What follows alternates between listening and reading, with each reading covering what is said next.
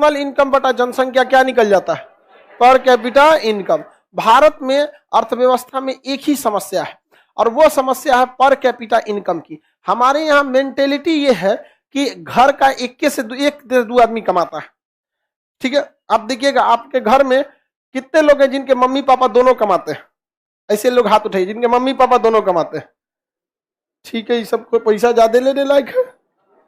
ये लोग देश के विकास में ज्यादा योगदान दे रहे हैं पर कैपिटा इनकम के सेंस में।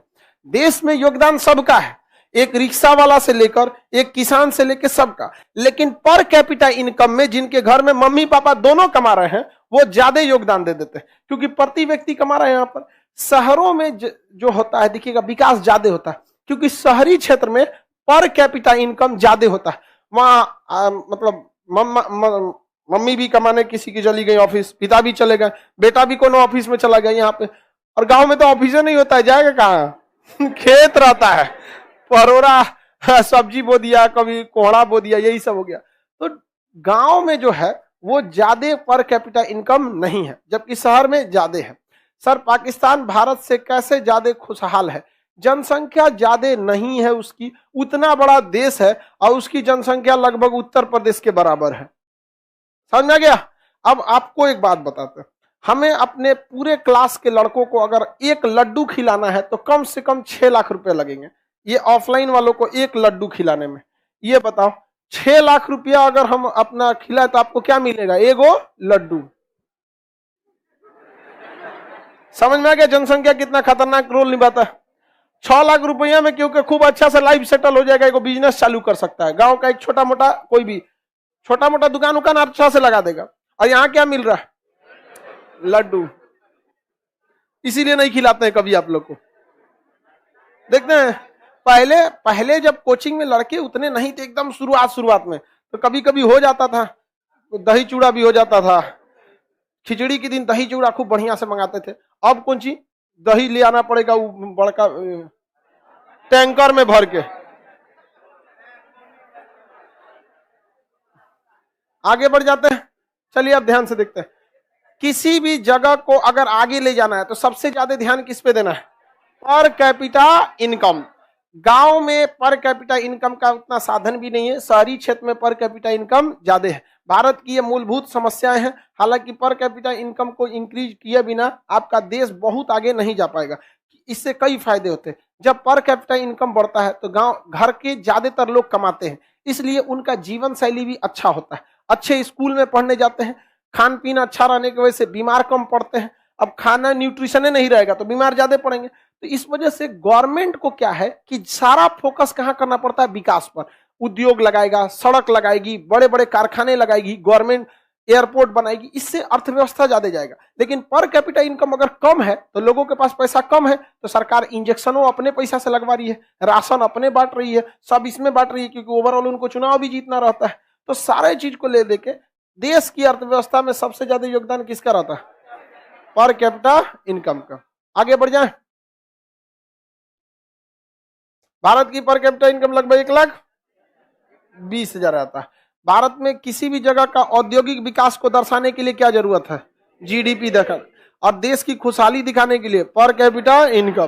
पर कैपिटा इनकम विकास दर में ये दोनों को शामिल किया जाता है। विकास दर में किसे शामिल किया जाता है? दोनों को।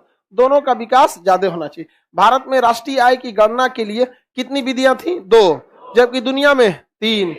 आय विधि, उत्पादन विधि और बचत विधि। क्या भारत में बचत विधि का प्रयोग होता है? भारत में प्रति व्यक्ति आय ज्यादा है या कम है? इस कम प्रति व्यक्ति आय के पीछे सबसे बड़ा कारण क्या है? जनसंख्या और बेरोजगारी। लेकिन जनसंख्या वही चिल्ला सकते हैं जिनको बहुत दूर तक आइडिया नहीं है। भारत की फर्टिलिटी रेट 2.7 है, मतलब 2.8 है फर्टिलिटी रेट। यानी एक अमूमन जो दंपत्ति है एक लोग से लगभग 2.8 लड़के जन्म लेते हैं। यानी ओवरऑल में देखिएगा तो भारत का जनसंख्या रेट बहुत ज्यादा हाई नहीं है। फर्टिलिटी रेट 2 अच्छा माना जाता है कि एक लड़का एक लड़की, लेकिन भारत का फर्टिलिटी रेट थोड़ा सा ज्यादा है। तो आने वाले फ्यूचर हमारे लिए समस्या नहीं है। भारत की सबसे बड़ी मूलभूत समस्या वो जनसंख्या जो बढ़ चुकी है उसका क्या किया जाए। तो इसके लिए सबसे बड़ा दोषी है लोग सिस्टम। जो जनसंख्या बढ़ गई, एक बात बताइए, आपके घर में 10 गो हम कबाड़ ट्रक रख दे जो न चल सकता है, न कुछ भी नहीं कर सकता, आपके लिए समस्या हो जाएगी कि नहीं? लेकिन 10 के जगह अगर हम 100 गो ट्रक डाल दें एकदम फर्स्ट क्लास कंडीशन में, आपको समस्या होगी कि कमा के लाल हो जाएंगे? बताइए, जनसंख्या कमाने का एक बहुत बड़ा रास्ता है, बशर्ते आप उसको जनगणना के काम में केवल रखे हैं। हर व्यक्ति को जनसंख्या के हिसाब से उसको ट्रेनिंग प्रॉपर होना चाहिए। पूरी दुनिया का मार्केट कैप्चर कर सकते हैं। अगर कहीं मान के चलिए अमेरिका में कोई पुल बन रहा है और हाइट पर वहां पे नट बोल्ट कसना है या वो करना है, तो अगर भारत सरकार का एक वेल स्टेब्लिश यूनिवर्सिटी इस तरह होता, टेक्निकल यूनिवर्सिटी होता जिसमें हर चीज का स्पेशलिस्ट हो जाता, वहां पे जैसे बिजली का खंभा लगता है बड़ा बड़ा, देखते हैं टावर लगा के ट्रांसमिशन, सारा मिस्त्री नहीं लगा पाता, उसका स्पेशलिस्ट आता है। तो भारत का एक यूनिवर्सिटी रहता है जहां पे इसी का स्पेशलिस्ट रहते, सब एकदम जबरदस्त रहते सब। पता चला ऑस्ट्रेलिया में लगाना है तो भारत से जा रहा है, अमेरिका में लगा रहा है, भारत से लगाना है। तो आपके सामने दो रास्ते हैं। जो जनसंख्या बढ़ चुकी है, या तो इसको लेकर रोते रहिए, या तो इस जनसंख्या को मानव संसाधन बना दीजिए। हमसे ज्यादा जनसंख्या का समस्या चीन के पास था। चीन ने अपने हर लोगों को क्या बना दिया? संसाधन बना दिया। कहा कि कोनो ना कोनो काम सीख लेना तो मार डालेंगे हम तो राहु और उसने पूरा प्रॉपर एजुकेशन पर ध्यान दिया है। चाइना ने अपने देश में ऑनलाइन एजुकेशन पर बैन लगा दिया, क्योंकि ऑनलाइन वाला बहुत महंगा महंगा फीस लेता है सब। कहा गया कि चाइना की कभी भी एजुकेशन को हम बिजनेस बनने नहीं देंगे। और हमारे यहाँ एजुकेशन क्या बन चुका है? बिजनेस बन चुका है। और ये भाई 4-4 लाख रुपया फीस ले लेता है, 1 लाख रुपया फीस। कौन सी का फीस है भैया 1 लाख? कोटा वोटा में जाइए ना, बहुत बड़ा। चाइना ने इस पर क्या कर दिया? बैन लगा दिया। तो बताइए, भारत में जनसंख्या जो है वो एक समस्या है, लेकिन उससे निपटने का कोई रास्ता होना चाहिए। तो लोग कह रहे हैं कि नहीं हम दो हमारे, तो भाई फ्यूचर वाली समस्या उतनी खतरनाक नहीं है जो अभी बढ़ चुकी है। इसको क्या दीजिए? मानव संसाधन बना के भेजिए। भारत से लगभग 55 लाख लोग विदेश में काम करते हैं। उस 55 लाख लोग में से 5 को भारत सरकार नहीं भेजा है। जो 5 लोग ना, 55 लाख लोग अपने से पासपोर्ट बनवाए हैं, अपने से वीजा बनवाए हैं, अपने किसी दलाल को पकड़े हैं, वो विदेश में जाके नौकरी खोजा है और वो दलाल इनसे कहा है कि तोरा से हम 2 लाख रुपया लेंगे। अपने से किया है। सरकार रहती तो कितना बेहतरीन काम रहता कि नहीं रहता? भारत वाले हर तरह के माहौल में फिट हो जाते हैं। तो जनसंख्या को अगर रोजगार में देंगे तो क्या बढ़ जाएगा? और अगर आप इनको कोई टेक्निकल या स्किल नहीं सिखा पाएंगे तो क्या होगा? बेरोजगारी। तो सबसे बड़ी समस्या हो जाती है पर कैपिटा इनकम गिरने का, बेरोजगारी। बेरोजगारी अभी भारत की बहुत बड़ी समस्या, बेरोजगारी। अनएम्प्लॉयमेंट क्या चीज होता है? अनएम्प्लॉयमेंट। अनएम्प्लॉयमेंट के कई सारे स्वरूप होते हैं जिससे आपसे सवाल पूछे जाते हैं।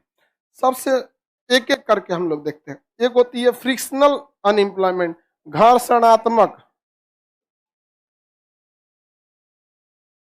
घर्षणात्मक बेरोजगारी, जिसको इंग्लिश में क्या कहते हैं? Frictional unemployment. कौन सा अनएम्प्लॉयमेंट? Frictional unemployment. कौन सा अनएम्प्लॉयमेंट? सर ये बात मोदी जी को बताओ। हर बतिया नहीं ना सुनते हैं लोग, समझ में? देखिए, गवर्नमेंट अच्छा काम करती है, बट गवर्नमेंट कभी जमीन पर नहीं उतरी है चुनाव के अलावे। चुनाव में वो लोग गांव जाते हैं। मोदी जी का एक प्रोग्राम है स्किल इंडिया प्रोग्राम, गांव गांव में उसका एक सेंटर लगा, वो कल पैसा लूट के खत्म कर देता है। उसका सेंटर बनाना चाहिए आपको पूरे डिस्ट्रिक्ट में एक जगह, कि जिसको एम्प्लॉयमेंट के लिए स्किल सीखना है यहां आओ। गांव गांव में सेंटर नहीं, सब सर्टिफिकेट बांट देता है। उसका 2-4 जिला में एक बनाना चाहिए, वहां आके उसको स्किल्ड सिखाइए कि वर्ल्ड लेवल पे किस तरह का वेल्डर की जरूरत है। देखिए, आपको रोजगार अगर देश के बारे में सोचना है तो पढ़े लिखे को भी देना है, जो कम पढ़ा लिखा है उसे भी देना है, दोनों को देना है। तो पढ़ा लिखा वाला तो कहीं ना कहीं से अपना जुगाड़ लगा के घुस जाता है। पढ़े लिखे के, अब आप ही लोग हैं पढ़े लिखे हैं, ऐसा थोड़ी है कि आप जिंदगी में बेरोजगार बैठ सकते हैं। कभी बैठेंगे? अरे रेलवे, एसएससी, यूपीएससी, बीपीएससी कुछ मिला कहीं ना कहीं तो घुसिए जाएगा सब। लेकिन समस्या ये है जो कम पढ़े लिखे उनको के लिए गवर्नमेंट को आगे आना पड़ता है। अब वर्ल्ड लेवल में कैसे वेल्डर की जरूरत है। अब भारत वाला वेल्डिंग कैसे मार देता है? कुछ पकड़ाएंगे, झाड़ दिया, झाड़ देने से मार दिया। हम लोग भी वेल्डिंग मार देते, आधा बेंच तो हम ही बना दिए इस साइड का।